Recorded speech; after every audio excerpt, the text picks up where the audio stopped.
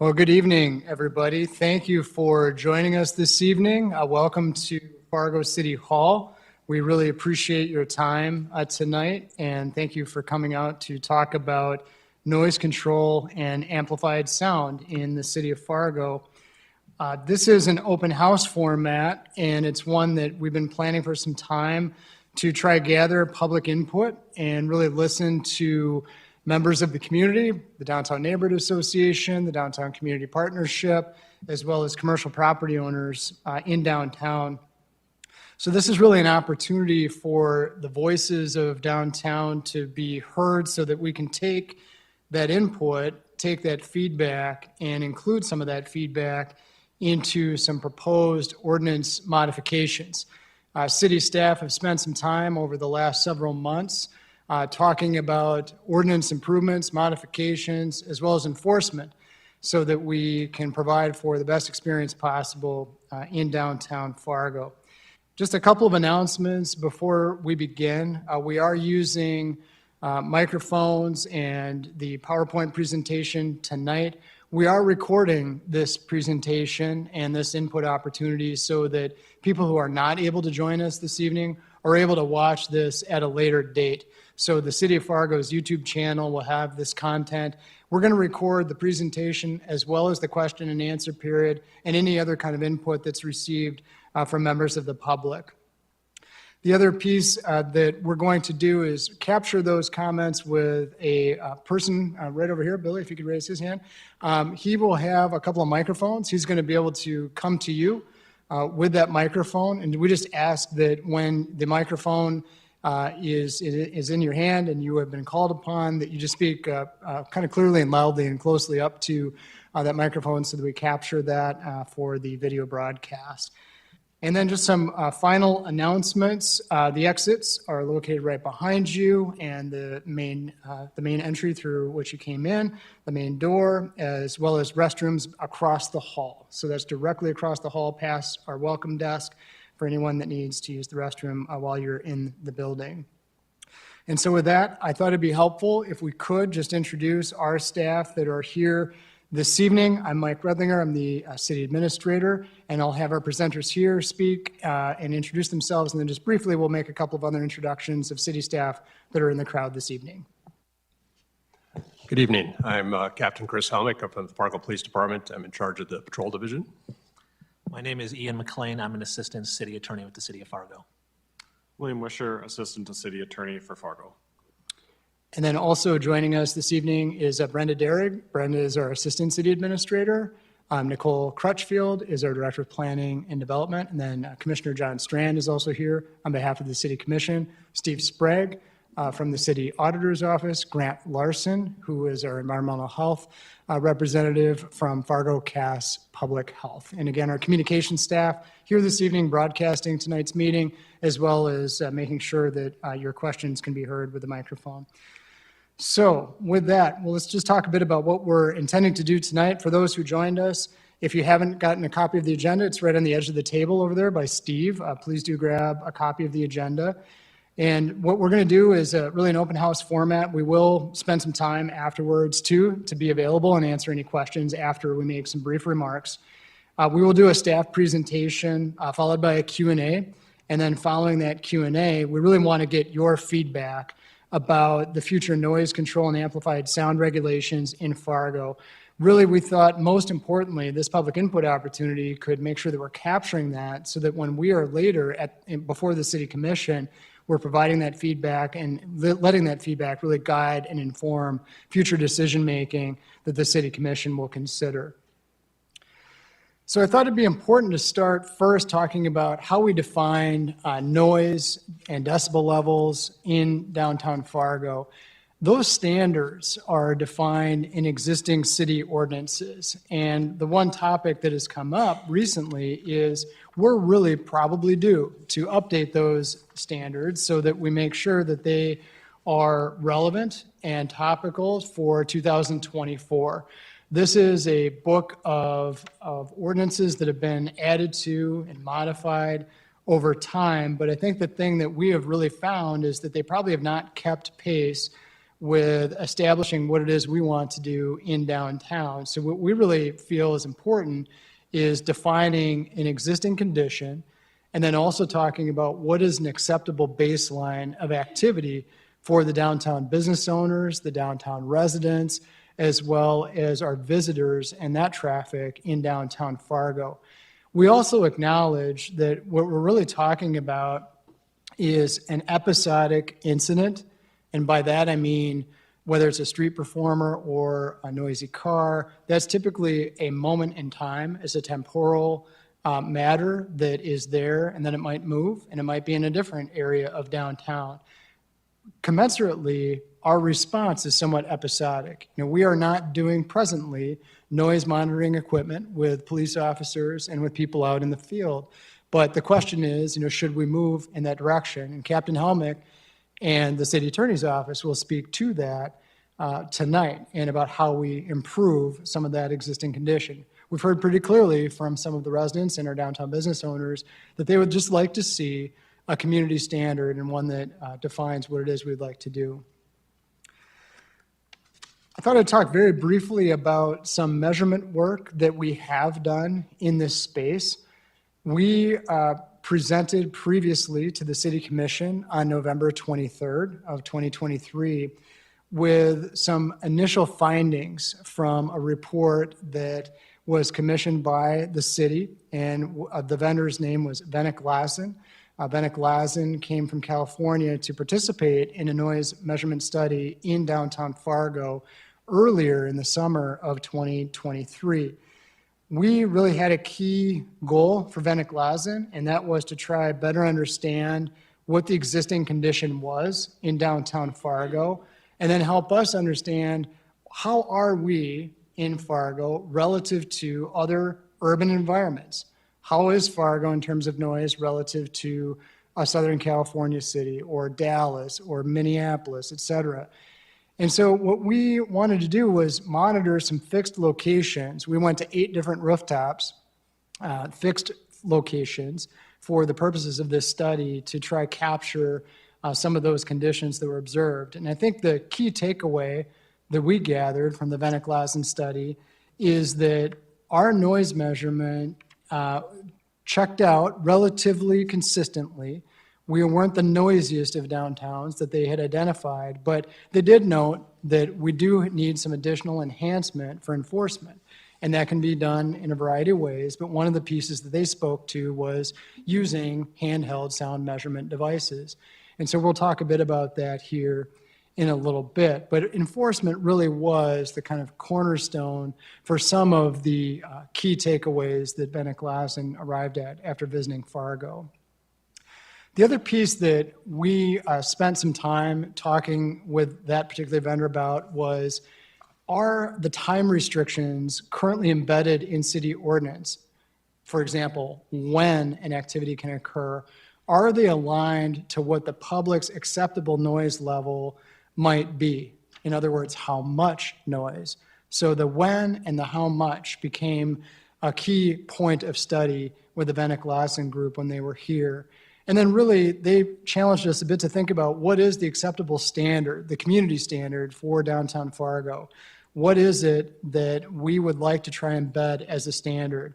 And so from that data collection process, we really spent some time with the attorney's office, with the police department, talking about how could we modernize existing city ordinances to try bring that to 2024 after hearing that, again, downtown perhaps isn't as loud as other downtowns, but we could still make some improvements, right? We can always get better.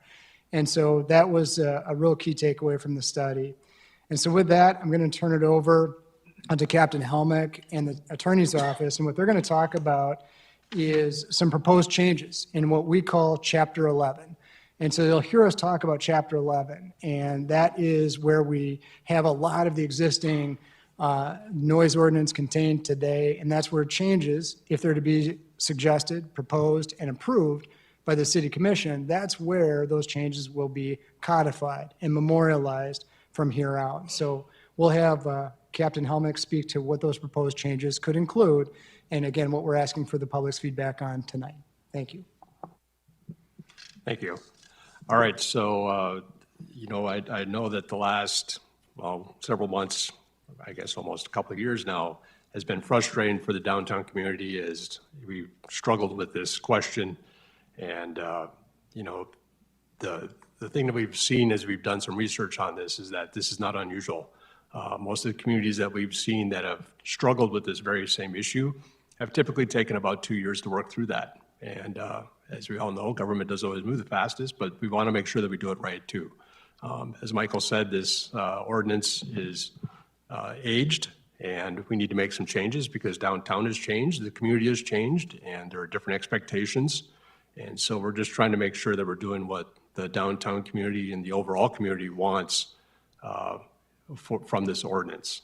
So what I'm going to do is I'm going to walk through some of the proposed changes, and as you look at these slides, the underlined portion is what's new or that has been added.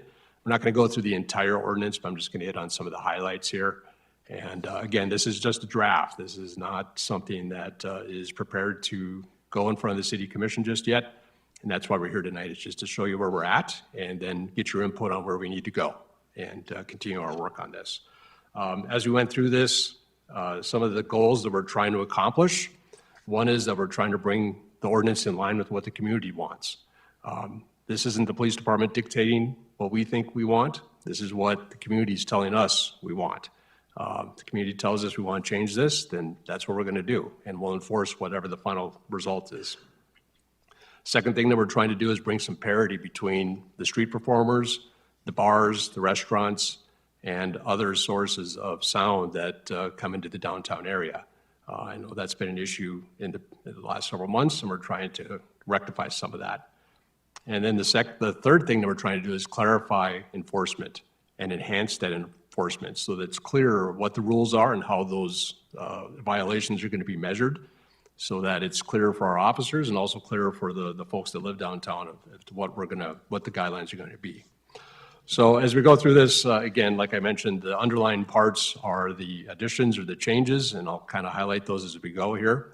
And like Michael said, we'll take questions about this later on in the program. So looking at 110202, which is the ordinance in question here, what we did in this particular section is made some additions, nothing too drastic, just giving some additional definition as to what constitutes a violation of the noise ordinance. And as we go through this, we'll also touch on some other criteria that we're going to be looking at when we try to enforce violations with this. Chapter 11, when you look at what we previously had, some of the things that an officer would need to consider when looking at a sound violation is, first of all, the volume of the noise, the intensity of the noise, whether the nature of the noise is usual or unusual for the environment, whether the origin is natural or unnatural, the volume and intensity of the background noise, if there is any. The things that we've changed, we've simplified the time of day. Before there was a lot of wording in here about different times of day, and we've simplified that to just simply the time of day. The proximity of the sound or noise to the residential structures. Again, downtown has changed quite a bit, especially, and there are a lot more residential structures than there were in the past, and so we felt like that needs to be added into the ordinance. Another criteria that we're going to be looking at, or we recommend we look at, is whether the sound is recurrent, intermittent, or constant. Again, it is just a temporary noise comes through and makes a very sudden noise and then it ends. That's probably not going to be a violation, but it's something that would be considered. And then also whether or not the sound or noise is subject to being controlled without unreasonable effort or expense. This one's a little bit unique, but one of the things that sometimes comes up is there may be a source of sound that can't easily be rectified, might be incredibly expensive to do that, and so the ordinance does allow for that as consideration. One of the things that Michael mentioned when we did the Vennet Closet study is that the decibel levels that are currently stated in our ordinance seem to be in line with what's reasonable. If you recall, that was one of the questions that came up last year when we brought this before the commission the last time, was what is an acceptable limit? And the ordinance had decibel levels stated, but myself, I'm not a sound engineer, nor is anyone at the city attorney's office. And so to answer that question, we really couldn't do that without expert input. And that's why the Veneklausen study was initiated. And the outcome of that study was that, you know what, your decibel levels that you currently have in your ordinance are pretty much spot on. And so we're not recommending any changes to that. So as you'll see, the current and the proposed levels are exactly the same. The decibel limits would be dependent on two things. One would be the time of day. So we would continue to have decibel changes Monday through Thursday. You'd have a higher limit. And Friday and Saturday, you would have a higher limit. But then after 10 o'clock on Monday through Thursday, or 11 o'clock on Friday and Saturday, the limit would lower. And then it would also be dependent on the zone. So for example, downtown would have a different decibel limit than the commercial or the industrial zones in the city. And there again, it's because of the residential presence that's going to be in those other zones. So as I stated, the later time of night during the week, the decibel levels would drop to a lower level, which is, we think, would be expected. All right, so some additional Chapter 11, and then I'm going to just touch a little bit on Chapter 18, which has to do with street performing, which is kind of tied to this ordinance, and some of the recommended changes that we're looking at there. One of the things for Chapter 11 is, as I mentioned, improving the criteria for measuring the decibel levels. So what the proposed ordinance would do would actually outline the technical requirements for sound level meters. We know that in the past we've had sound level meters. Those have been available to us, but there's been nothing in ordinance that has specified what type of sound level meter needs to be used and some of the other technical requirements that are needed. And this was based on a lot of other ordinances that we found across the country where that's been done. The other thing that we wanted to clarify was how far away to be from the source if there is an allegation that there's a violation of the sound ordinance. And so that's been enhanced in the draft. And there's a difference between if we're measuring a source of sound coming from indoors or outdoors. For the outdoor, what we're looking at is a distance of 25 feet from the source. For indoor, it's going to be a measurement from the outer wall of that particular establishment. So the other thing that we're recommending that be changed in the ordinance is measuring the ambient sound versus the noise source. So again, to compare how much louder than the ambient noise is the alleged violation, so that we can show that that was unreasonable within that current environment. The other thing too with the revised ordinance is that this would be applicable to both individuals and establishments. So there's no pass for bars, there's no pass for outdoor dining areas. Everyone's got to adhere to the same decibel and sound requirements.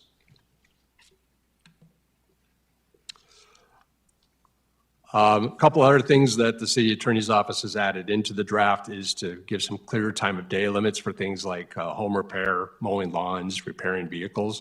We don't get a lot of complaints about those, but it does come up occasionally. So just making sure that's clear for everyone, especially this time of year for mowing lawns.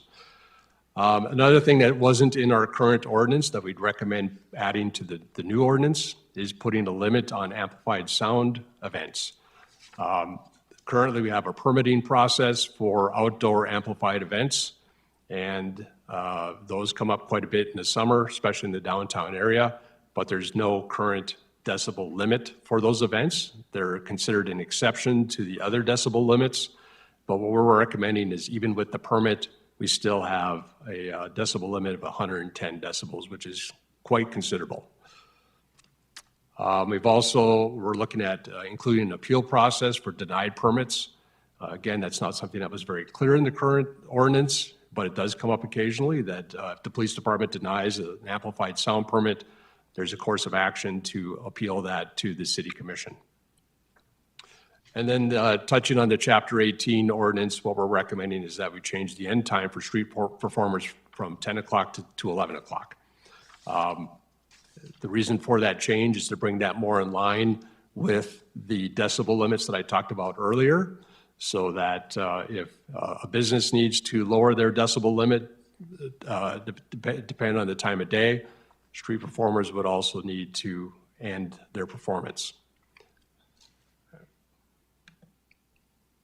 All right, I'm just going to touch a little bit on the offense levels. We're not recommending any changes. Currently, any violations of Chapter 11 are considered non-criminal, and there's a $120 fine stated by the court.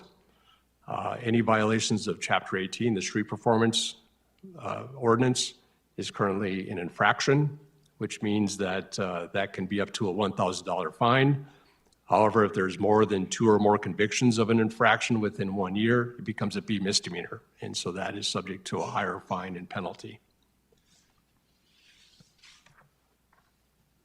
All right, so, again, this is just a draft of some of the recommendations that we're making. But what our plan is that once we can settle on a final ordinance and that gets enacted, the first thing we'll need to do is educate our officers about the sound ordinance, as well as how to use the sound meters. Sound meters have already been purchased based on the recommendations that we're putting forward. It's pretty standard. We will be training all the officers on how to use this, because this is not just a downtown issue. This can be an issue that also comes up across the city. So all the officers need to be trained on how to do that.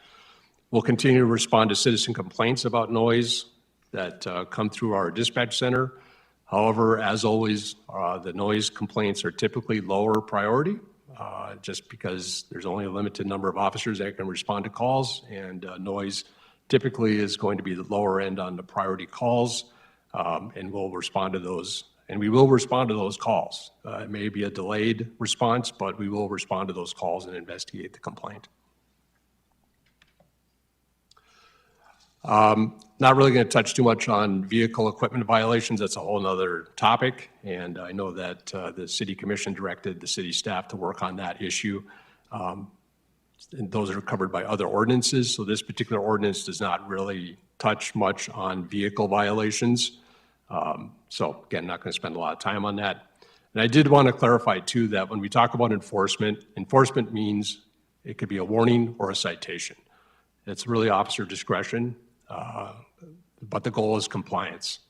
What we're really trying to do is ideally get people to, if they're making too much noise for the situation, is to lower that. If we don't get compliance, then typically that's going to result in further enforcement. So that question comes up quite a bit. All right, with that, I'm going to turn it back over to Michael here to talk a little bit more about some other discussion topics with this ordinance. That's great. Thank you, Captain Helmick, and really appreciate the police department, the city attorney's office have spent a lot of time trying to make sure that we give this a lot of thought and a lot of comprehensive thought, knowing that this hasn't been touched in some time. So somewhat related is outdoor amplified sound. These are special events. These are the types of gatherings both in commercial districts as well as within the DMU zone, where we could have concerts, we could have say a paid event that would have a gate admission. This has also been a topic that has come up and with some frequency, I would say in the last couple of years, certainly after the COVID-19 pandemic. And a question has been presented, and one that we certainly want to ask our public is how frequently should amplified outdoor sound events be permitted? We did do some special permission within the pandemic period where we allowed for more events, simply acknowledging that some of our licensed establishments were not able to have the capacities due to the pandemic with indoor crowds at the time. So some of those events went to the outdoors. But then we went back to our regular permitting environment, which provided for one every 30 days. So the question that we certainly want to ask this group as well is how many of these should be permitted in Fargo? Is the number too little? Is it too much? And what should it be like in the future? But most importantly, we want to thank you for making the time to be here tonight and for attending. We didn't want to do, 30 or 40 slides. We wanted to keep it to a pretty tight and compact presentation, but really make sure that we were listening to you. And so I want to thank you all for being here tonight. And again, we're having someone run microphones over. What we're going to do is take notes tonight.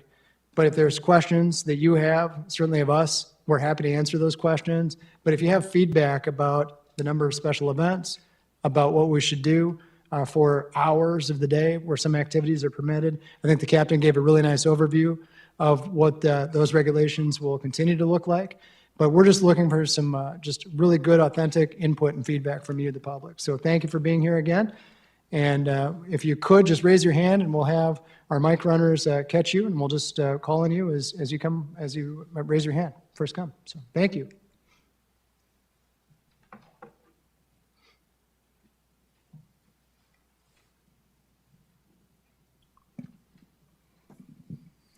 Thank you, and I appreciate the time. My name is Dave Geske, and I'm the owner of Tailgaters. I've owned it for 6 years, and every year since I've owned it, I've put in a noise ordinance permit, and I have music on the patio every Thursday. And every year it's been approved, except for this year, it got denied. So I don't know what changed. So that's one of my questions. And when I say I have music on the patio, we're right on Main Avenue in University. So we have a patio on the east side and then some grassy area to the north. So I put up picnic tables and other tables, and it's more of a family event because we're kids friendly until 9. So the community comes out and enjoys the live music, the local entertainment. I don't do any national stuff, it's just local stuff. And when you talk about the decibels, I guess I don't know what the decibels are. I do know that we've never had a complaint in the 6 years that I've had it. And then Rick, who I bought it from, has done it 10 years prior to that. And he said he never had a complaint either, and he also did the permitting. So one of your questions was how often it was. Right now it's one event every 30 days. But in the last 6 years, I've been approved for one every week. So my music on the patio is every Thursday. It starts at 6:30 and we're done by 9:30. You talked about the COVID, and I truly appreciate, letting us have that, because if it wouldn't have been for that permitting and letting us have that music outside, I don't know if Tailgaters would be around, because that drew the people there. And they're still coming there. Number-wise, anywhere from 75 to 200 people, so it's not big. I don't charge the customers. It's just free to the public. They come sit on the lawn, have the kids play, have some, have some food and a couple cold beverages, and then we're wrap it up by 9:30 and we call it good. So I guess I know it's going to be citywide, but you keep on talking about downtown. So is Tailgaters part of downtown? I don't know. So I don't know what the boundary is. I guess that's just my concern. So for me, I'd still continue like to do once a week, every Thursday. Right now, depending on how the Thursdays fall, that would be 12 or 13. And if it would just be once every 30 days, it'd go down to 3. So it wouldn't just affect me, it'd affect all the musicians that I hire to come and perform also. So it affects a lot of people. So I appreciate your time. Thank you so much. All right, thank you for the comments and the questions. So just a couple of things about that. First of all, full disclosure here, that really before the pandemic, I'll be honest, there's probably things that were getting getting passed on the permits, and they really didn't start coming under scrutiny until really the pandemic, when this question came up about how many events to have and then going forward. And so the last couple of years, we've had the exception to the ordinance. Now we're trying to figure out what is the best answer going forward and how many of those events do we want to allow, and then be fair and consistent across the city. Because we know that as the city grows, there's more establishments that come in and more events that are wanted. And we just want to make sure that what the ordinance reflects is what the community wants. And so if the community says that we want to have 5 a month or whatever that number is, okay. And you're absolutely right. There's been very few complaints, whether it's from tailgaters or from Fargo Brewing or any other event where they're having those outdoor events. They've been generally well run, and we haven't seen a lot of citizen complaints about those. So at this point, the police department really doesn't have a stance one way or the other on those. We're just looking for the community's input on how many of those events do we want to have.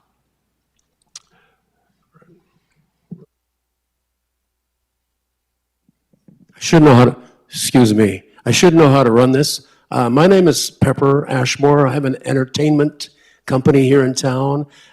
Dave employs me once in a while, and we want to see these things flourish. We're on the side where we like to see a lot of businesses in town do outdoor events. We're very aware of what's happening here. It's an old story where we're making noise at night, and there are, obviously, you have to admit, there are some people that are very unhappy if I mow my lawn at 8 o'clock. It's just any noise irritates them. So we're very aware of what's going on, and we're more than willing to work with these rules. Closing down at 10 o'clock is not a problem. One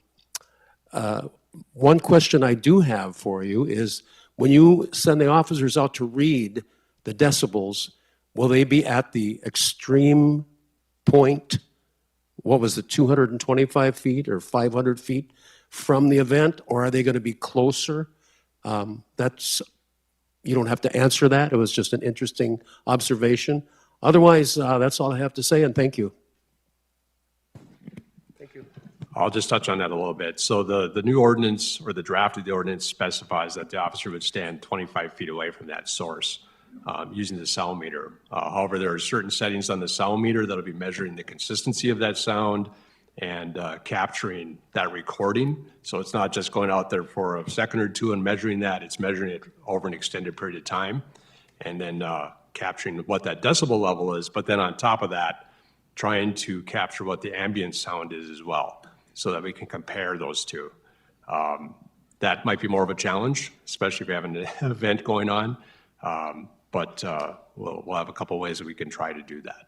So, but again, the goal is compliance, and we're hoping, just to tip our hand a little bit, that most of the time a warning would be fine, that, hey, you know, it's a little bit loud and we just need to turn that down. But you know, there may be situations where we need to take that step further. So one question too that came up that you had mentioned, what is downtown? I know we talk a little bit, I'll talk quite a bit of downtown in this presentation, but the ordinance applies across the city. So I know we'd probably give that a little bit more focus than is necessary, but that typically is where we see most of the issues and most of the questions and concerns come up. So. Hello. My name is Dave Marmer. I spoke here about this issue before. I don't know, was that a year ago? I think about a year ago. I was just talking on behalf of Street Performance. I've lived here in Fargo for about 3 years. I'm from Chicago. I've done street performance in many cities, and they don't all work in the same level. And the ones that work on the highest level are really curated. And when there is a time to stop, and the musicians usually comply, because when things are good, it generates foot traffic, it makes money's business, but those musicians make money too if they're good. And they kind of have to work together with the business people and with the other musicians. Like if one musician's playing too loud, it's going to overtake where someone else is playing. So really what I've found that is the most successful is when there's somebody in charge and curating it, they're kind of like on hand to solve problems and kind of make things flow well. So, all right, thank you. Hey, guys. I guess I want to speak to the time, place, manner restrictions that you're putting in place on the street performer ordinance. You know, you have I think what you guys cannot separate is that if you're allowing a street performance, you're like considering it to be some band out on the street. You know, one of the definitions is a mime. They make no noise. You know, a guy painting a caricature out on a sidewalk makes no noise. You got to separate the street performance from the noise. You can control noise. That's proven because it does affect society and people's, whatever that was. But I don't think there's a single person in this room that would say that someone can't paint a picture from 10 till 2 in the morning. If you do, raise your hand. Or someone can't do a mime. It's not making any noise. It's not bothering anybody. And you still have your sound, or you still have your noise restrictions to adhere to. So you need to consider that. You change it to 11 o'clock. It's not a rock show. It could be anything. And I just don't believe that nobody raised their hands. Nobody has a problem with any time of the day as long as you're not being disruptive. And I guess that's my biggest point. So let me touch on a couple of those points. First of all, this issue has been conveyed as police versus street performers, and that's not what this is about. All right. I'm going to go back to my previous comment about if the community wants street performing, then that's the community's wish. All right. If there's changes needed to the street performing ordinance, then that has to be done through the city commission. Police department doesn't have a stance. If we want to allow mimes at all times of night, okay, then that's up to the city commission to change the law. What the police department's going to do is enforce the law that's on the books. To your point, sir, I don't disagree with you. If there's some way to manage that or moderate it or some sort, absolutely. Yeah. Yeah. What we can't continue to have though is the unreasonableness that we've seen here the last couple of years, where I personally have seen full drum kits, basically a band out on the corner. Again, if the community tells us that's what they want, okay, but I'm guessing that would be seen as unreasonable. So again, we just need to find some reasonableness here and figure out what the community wants, but understand the rules are going to be the rules until the commission tells us differently. And we don't have the luxury of just saying, well, we're going to ignore this particular thing. Does that happen on occasion? Has it happened in the past? Yes, it has. But right now, what we're trying to do is come up with a good ordinance and make sure everyone understands what the rules are, and then let's follow the rules. I'll add to it. It is unreasonable to stop a mime. I'm joking. I know mime is probably not common, but it's unreasonable for someone not to be able to have that freedom of expression after 11 o'clock because you don't have a compelling government interest. Whoever wrote up the brief against Pat Kelly's motion to dismiss, the compelling interest was crowds. The crowds are coming from the bars. So if a crowd is your real compelling interest to stop free speech, you better stop all crowds after either dark or 10 o'clock or 11 o'clock. There's no constitutional right to go out and drink at the bars. But yet you're stopping free speech with that significant or compelling government interest to stop someone from, singing a song on the side of on the sidewalk. Thanks.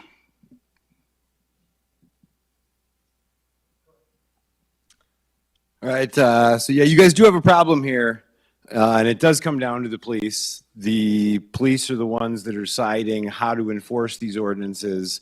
It's been said by the, I guess the unelected bureaucrats. We do have a couple elected members here, I'm guessing, but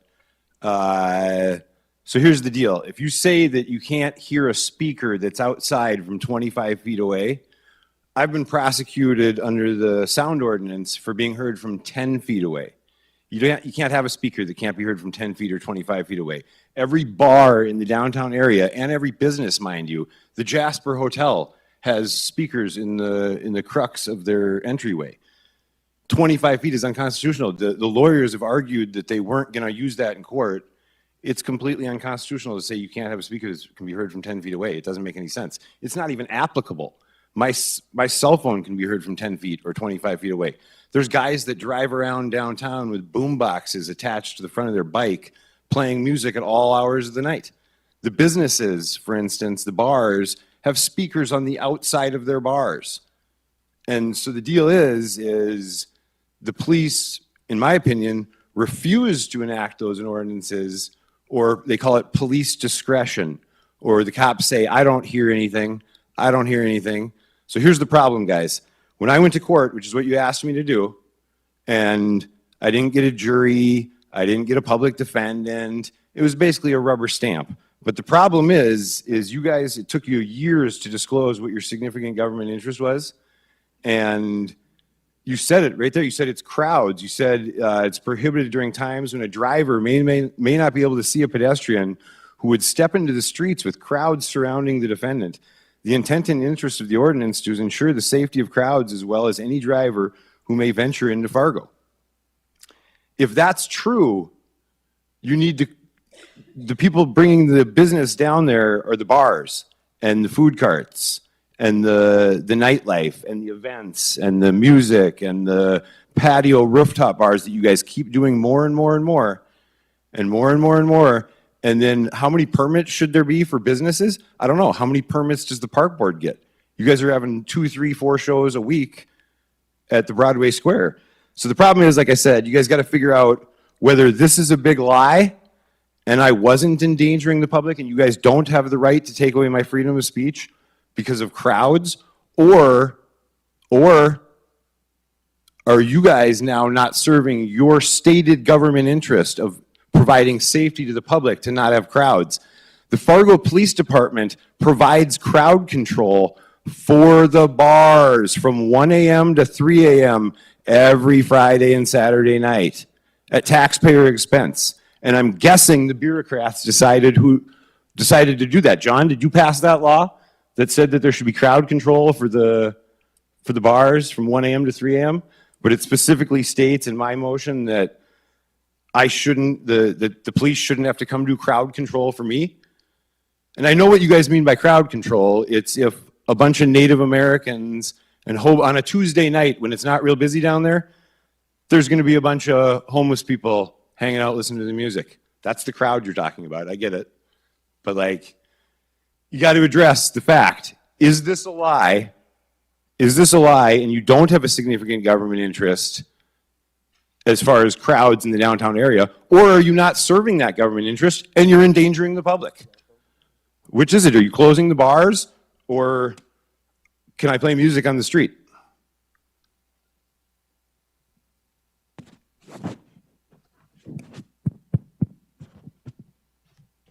Was there a question there? I don't understand your question. I couldn't hear you. What'd you say? Is there a question? What? Okay. Anyone else have any questions tonight? So we got a hand in the back right over there.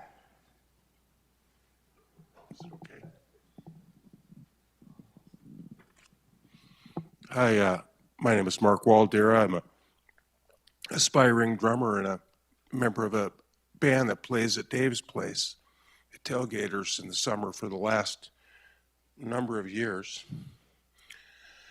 And I come here acknowledging that I have a self-interest, and that is the joy that I have playing music with my bandmates for the venue and for the people who attend. And I understand and appreciate your obligation to look out for the common interests of your constituents and to rely upon data and objective information in doing that. So I commend you for gathering that information to lead you to a conclusion, and I also commend you for getting public input. And so those were some of my questions. You've already answered them.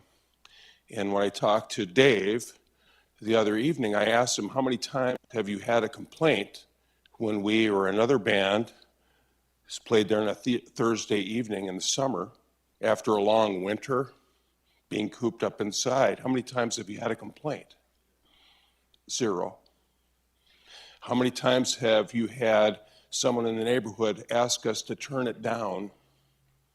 0. How many times have we gone beyond our slated time of not 10 o'clock p.m., not 11 o'clock p.m., 9:30 p.m., right, Dave? 0. And so now we're talking about reducing the frequency of the joy that we have and the joy that others have being there in that environment from once every week for 3 months to 3 times a summer. And I'm looking for the objective support, not the emotional, subjective. I'm looking for the objective information to support that as a conclusion, and I'm not hearing it. And so we're happy to modify how we do what we do.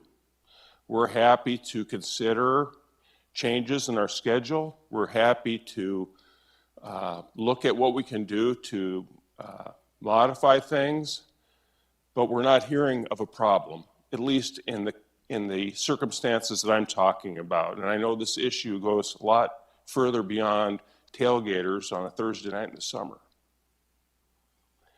So I just wanted to share that with you. I wanted to thank you, appreciate it. And I acknowledge that, I'm coming at this thing from what makes me happy, what makes my band happy, what's good for Dave and his business. And, Fargo used to be a place where there was live music on just about every corner in downtown Fargo in the 70s and 80s. Those days are gone. And so, speaking on behalf of my friends and my fellow musicians, some of who are here tonight, I just wanted to share those perspectives with you, and I thank you very much. Thank you for that comment. And we had a person right in the back here, I believe back in the corner. Just want to make sure that everybody gets an opportunity that would like to offer some comments tonight. So if you could just raise your hand if you have a comment that you'd like to share so that our mic runners can see you. Thank you. Hello, I'm Dirk Van Walde. Just got a curiosity and a comment, possibly. For the noise ordinance, say for a food vendor, if everything is within compliance of the level, do you guys consider explicit content of music also, and the content of maybe what the noise is stating? And other than that, just take into consideration possibly that it could be something good for the community too. Thank you. Thank you. So if I could just have you repeat the first part of that, it kind of broke up here. So you're questioning if there's any content standard. Yes, within and during, say, compliance for the I noise ordinance. see. Not even generally based on the level of how loud it is, but Okay. even just the content. Thank you. Thanks for clarifying that. And I'll have perhaps one of the attorneys could respond to that. The answer would be no, we would not be looking at the content of the speech.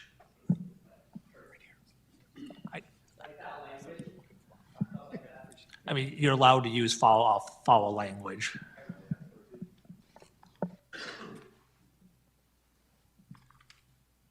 Am I on? All right, like my fellow musician here, I've also played at Dave's establishment at Tailgaters for quite a few years now, out on the patio on Thursday nights. And I think the reason that Dave provides that venue, a lot of places don't have music anymore. And Dave's always supported live music. And one of the reasons that he has that Thursday night performance of bands and invites families to come out and listen, you don't even have to go into the bar to come out and listen. People will come driving by with their kids, stop in, set up some lawn chairs, and just enjoy the music for a little bit. And then off they go. So I just wanted to support Dave and other venues that are supporting live music because we're running out of places to play. And it comes down to kind of a quality of life issue also. you know, a lot of people get used to coming out on Thursday nights. Not everybody has a lake home that they can go to. And so Thursday nights is to provide Dave a way to support his business before everyone scrambles out of Fargo and down to the lake, because sometimes Fargo can turn into a ghost town on the weekends. So that's just the way that local businesses are trying to help support their own businesses and providing tax revenue to the city and that sort of thing too. So we want to support local. And I agree with the gentleman back here that we should be encouraging more of it as long as no one's breaking the rules. I'd like to see more of it, and I would support, you know, the 13 or the 12 grandfathered in for those venues that have already been providing that type of support for local music and for the community. Another thing to consider is that when you talked about, you know, where the measurement is being taken with decibels, and no one's here as a sound engineer, and I'm not either, but if you just look at the law of physics, for every time you step a distance, you reduce the noise by 6 dB. So if you're at 25 feet and you're at 100 decibels and you go to 50 feet, you are now at 94 decibels. You go to 100 feet, you're now at 88 decibels. So if you look at the location, for instance, where Dave's establishment is, it's right on the corner of Main and South University. I would challenge you to go out there with a decibel meter, listen to the motorcycles that drive by, listen to the cars and the trucks right on that corner with ambient noise, and then compare that reading to what you're even trying to resolve with this noise ordinance. Because if 55 is the standard, that's like a dishwasher. That's like listening to a dishwasher, you know, in your house. So the first thing, and one of the items you had up on the board was comparing the ambient sound to the noise source. So just please consider that, you know, because if a band is playing where there's a street corner like where Dave's establishment is, you know, that's hard. You know, the sound gets so dispersed and eaten up by the traffic, which is the background ambient noise, that there really isn't a problem with the local community and the residential area around there, because it gets absorbed in the noise and the background noise and the floor level of the noise. So I really appreciate this opportunity that you guys are giving us. I just hope that you consider some grandfather clauses to help keep us employed so we can make some money and feed our family and enjoy the music. And after playing outside at that location for several years now, I haven't had one complaint either. And there is some compromises that can be made.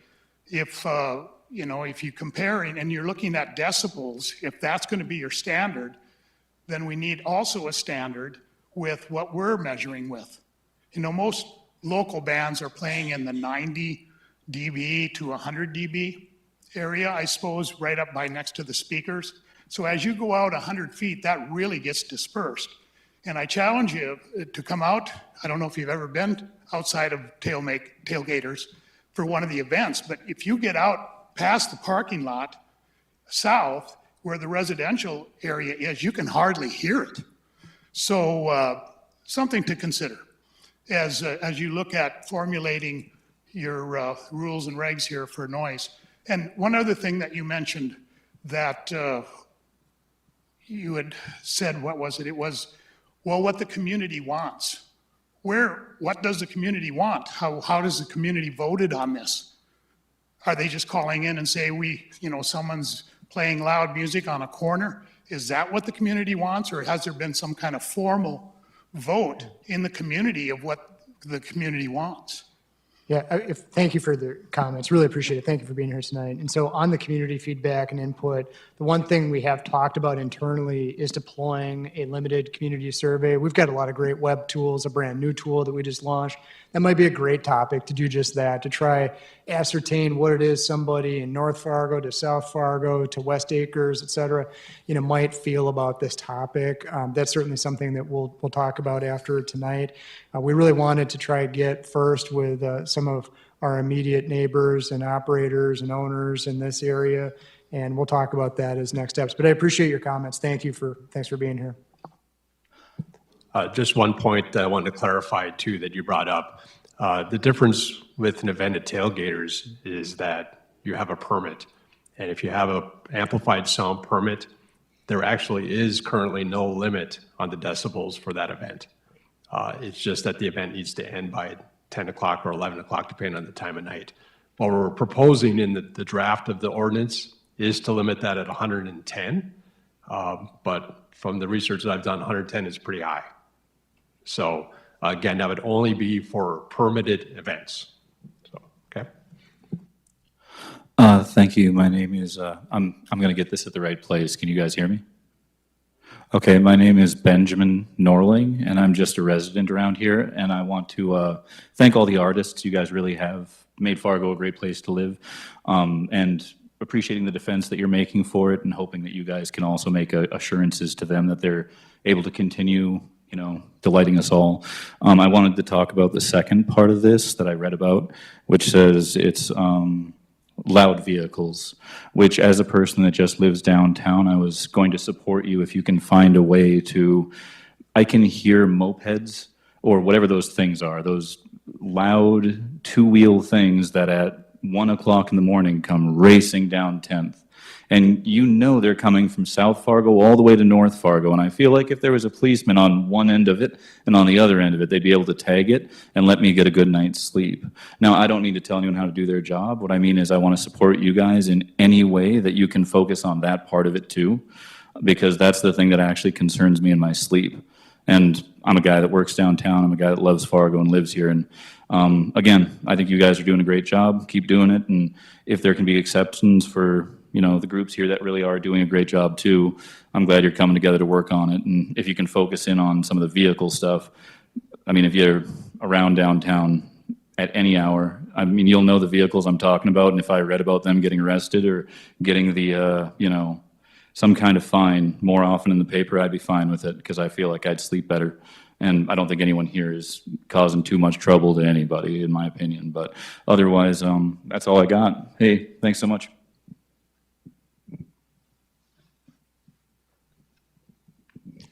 Yes, I'd like to thank you for having this forum. I'm going to be brief. I'm not going to repeat everything that I'm addressing. The tailgater issue is I am in agreement with everything that has been said about it this evening, so I'm not going to repeat all of that. But my question is the economic impact that them only allowing to be having this event 3 times in the summer is going to have a considerable impact, negative impact on a lot of people, the people that perform there and the people that work there and the city and all. That affects your tax revenue also. So I would like you to reconsider the fact that I don't know what the difference is. If it's okay for once a month, it should be okay once a week in my eyes. And so I support the fact that tailgaters should be able to have a permit for once a week during Thursday evening. Thank you.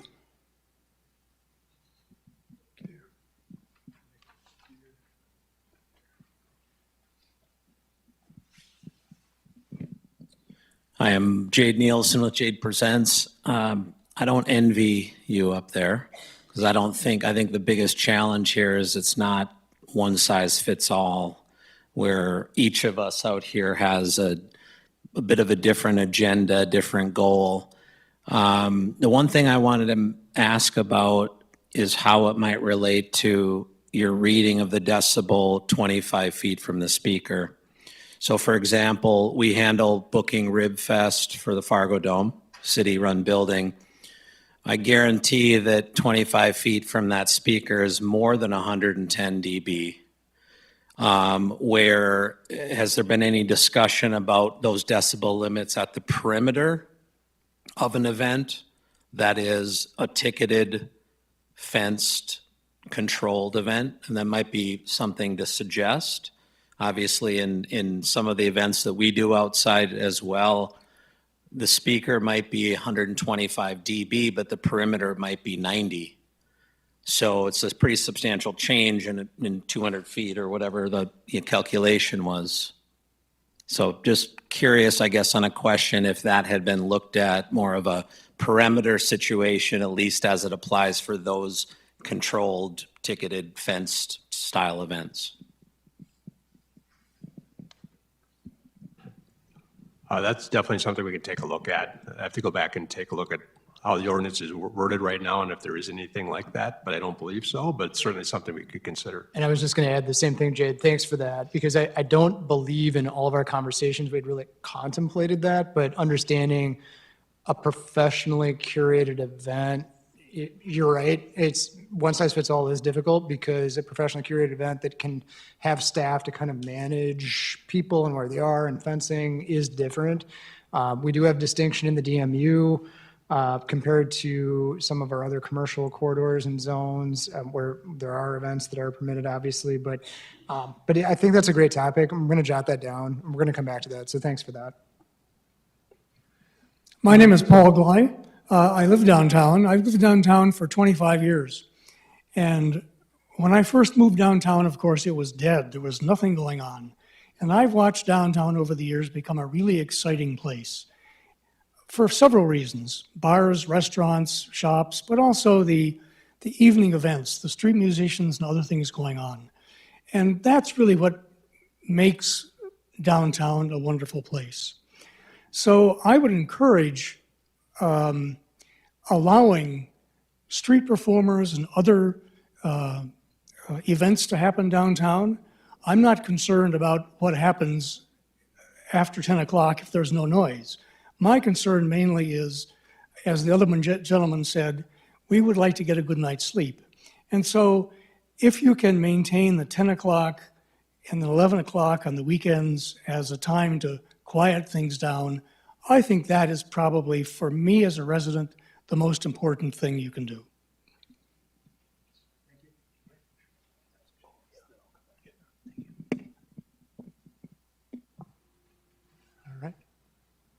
And again, if you have not offered a comment yet, if you could just raise your hand really high so we can see it. We have Joe up here, and then we have another individual in the back. We just want to make sure that we hear from as many people as possible. So go ahead. Thank you. My name is Trish Lewis, and I'm also a resident of downtown. I'm in the building at 310 Main Avenue, the one over the Frying Pan. And ever since I moved in there last November, it's quite common, especially on the weekends, but it also can happen on the weekdays, for there to be a lot of people coming into the parking lot and just sitting there loudly revving their engines. I don't know why they're doing it, but they sit there and rev and rev and rev their engines, and it happens at 2 or 3 o'clock in the morning. So I'm pretty much like that last speaker. If someone could just keep the peace when we're trying to sleep, I'd be happy.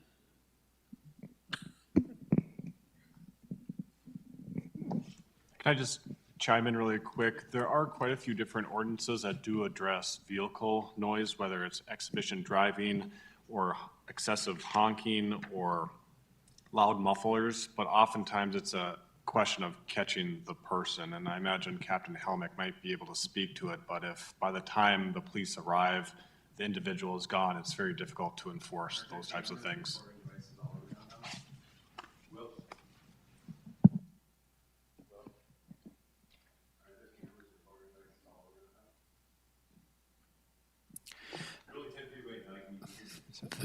Thanks for all the feedback and details tonight. I'm curious, and these are maybe provocations for further research, but I think about downtown as an entertainment district and communities that have established sets of policies for entertainment districts and how that differs from a normal neighborhood or just a general urban neighborhood.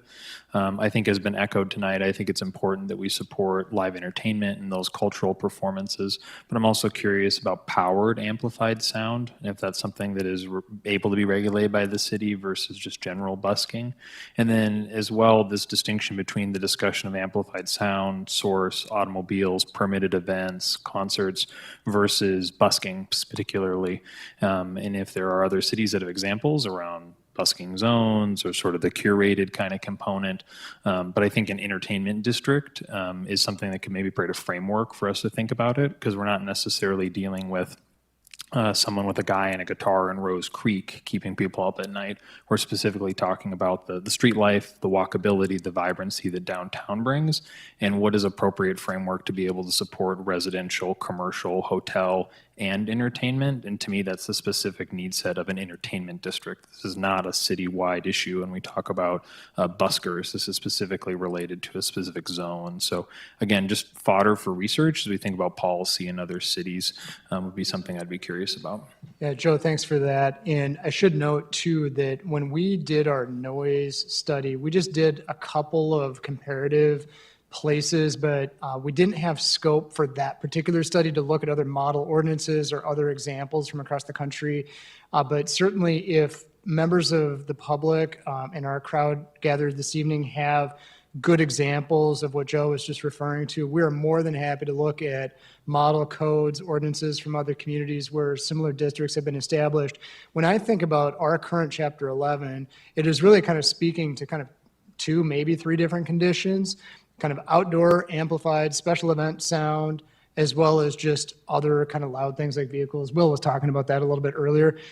We would like to get more sophisticated in that. And I think as Captain Helmick said, not only on measurement, but on enforcement. One of my earliest slides, I talked about that episodic event. We know that that happens, and we know we're not going to have maybe eyes and ears in exactly that place and time where that is occurring, but we need to help our officers with training, with the tools, whatever. They need to help them do their best job too out there and really support the officers, because they ultimately are going to be that individual that at 11 o'clock that sees it and has to do something on the enforcement side. So if there are other tools or things that people are aware of, we're more than happy to talk about that. So would appreciate that. And I saw a hand. Was there a hand in the back? We have one up here.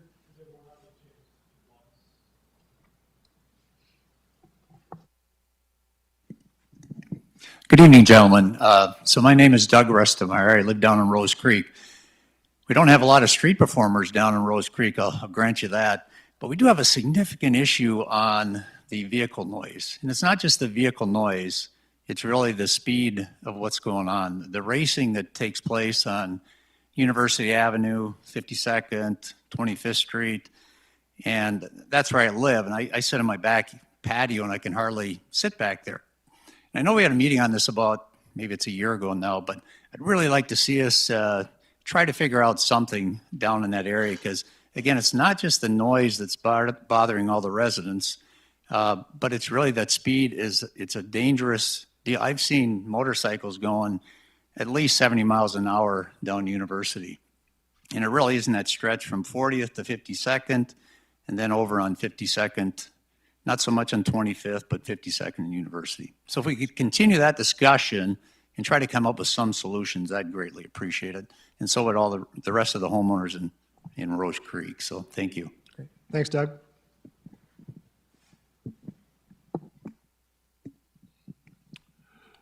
Good evening.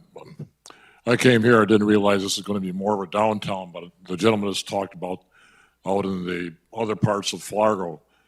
There's an issue, and I came here just to try and find out what's happening, where are we going, is there any enforcement going on, because it just doesn't seem like it's happening.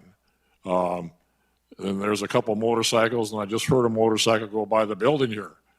I don't know how they're able to do that without not being enforced, but it might be, I guess I view it might be a shortage of police officers on the ground. And I would hope that through this next budget cycle, there's a number of spots that can be added to support that. Because right now, safety-wise and noise-wise, we aren't hitting the mark yet. Thank you for your time.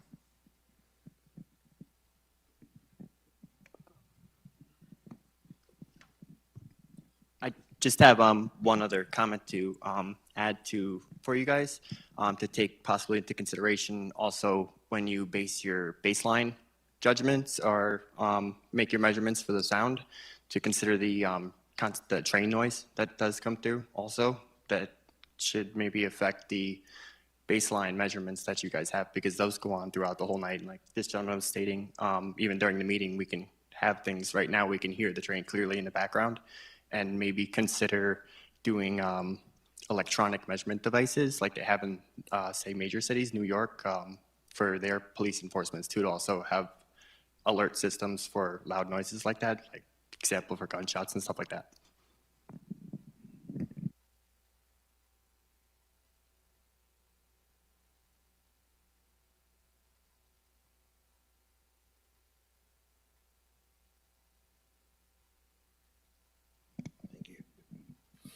Okay, thank you for letting me speak again. My first comment, bear with me, I'll keep it short, even though I'm long-winded sometimes.